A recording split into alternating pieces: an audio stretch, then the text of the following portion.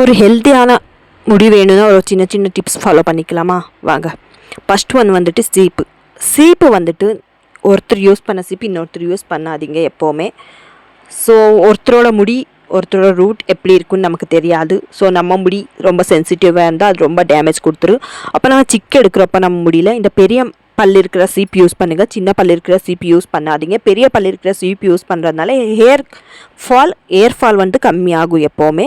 இந்த மாதிரி சிக்கு எடுக்கிறதுக்கு இந்த மாதிரி டிப்ஸ் ஃபாலோ பண்ணுங்கள். அப்புறமா மெயினாக ஹேர் ஆயில் நமக்கு பிடிச்ச ஹேர் ஆயில், நம்ம முடிக்கு பிடிச்ச ஹேர் ஆயில், நம்ம முடிக்கு செட் ஆகிற ஹேர் ஆயில், அந்த மாதிரி ஹேர் ஆயிலை நீங்கள் யூஸ் பண்ணுங்கள்.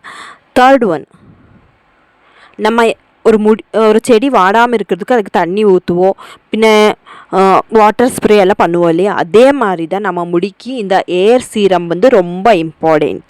ஒரு நாளைக்கு ஒரு தடவையாவது ஹேர் சீரம் நம்ம முடிக்கு ஸ்ப்ரே பண்ணிக்கணும். நீங்கள் ஹேர் ஆயில் யூஸ் பண்ணிட்டு இருந்தால், இன்றைக்கி ஹேர் ஆயில் போட்டுருக்கேன் அப்படிங்கிறவங்க வேண்டாம். ஹேர் ஆயில் போட்டு நல்லா ஹேர் வாஷ் பண்ணிவிட்டு அது நல்லா முடி நல்லா ட்ரை ஆனதுக்கப்புறம் கொஞ்சமாக ஹேர் ஸ்ப்ரே பண்ணிக்கிட்டிங்கன்னா, சீரம் யூஸ் பண்ணிங்கன்னா சூப்பராக முடி ஹேர் க்ரோத் கொடுக்கும்.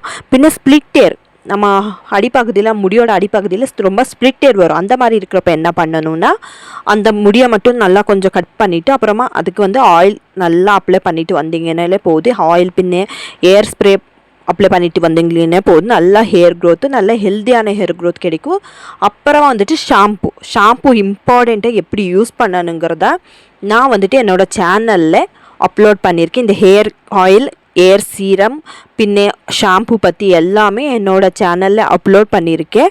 ஸோ நீங்கள் வேணும்னா போய் என்னோடய சேனலில் ஒரு தடவை விசிட் கொடுத்தீங்கன்னா உங்களுக்கு எல்லா டிப்ஸும் எப்படி மசாஜ் பண்ணணும், முடிக்க எப்படி எந்த மாதிரி ஃபாலோ பண்ணணுங்கிறது உங்களுக்கு கிடைக்கும். இந்த ஹேர் ஆயில், ஹேர் சீரம் வெறும் கேர்ள்ஸ் மட்டும் யூஸ் பண்ணலாமா, பாய்ஸ் யூஸ் பண்ணக்கூடாதுன்னு எல்லாமே யூஸ் பண்ணிக்கலாம். ஸோ எல்லாருக்குமே ஹெல்த்தியான ஒரு ஹேர் வேணும், முடி வேணும். நம்ம அழகை எடுத்து காட்டுறதே நம்ம ஹேர் தான், முடி தான் நம்ம அழகை எடுத்து காட்டுறதும். ஸோ ஹெல்த்தியான முடி எப்போவுமே எல்லாருக்கும் வேணும்னா இந்த மாதிரி டிப்ஸை சின்ன சின்ன டிப்ஸை ஃபாலோ பண்ணிட்டு வந்தீங்களானே போதும்.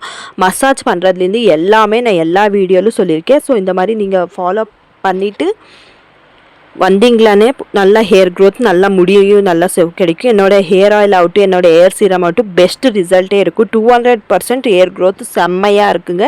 எனக்கு ரொம்பவே பிடிச்சிருக்கு. உங்களுக்கு பிடிச்சிருந்தா லைக் பண்ணுங்கள், கமெண்ட் பண்ணுங்கள்.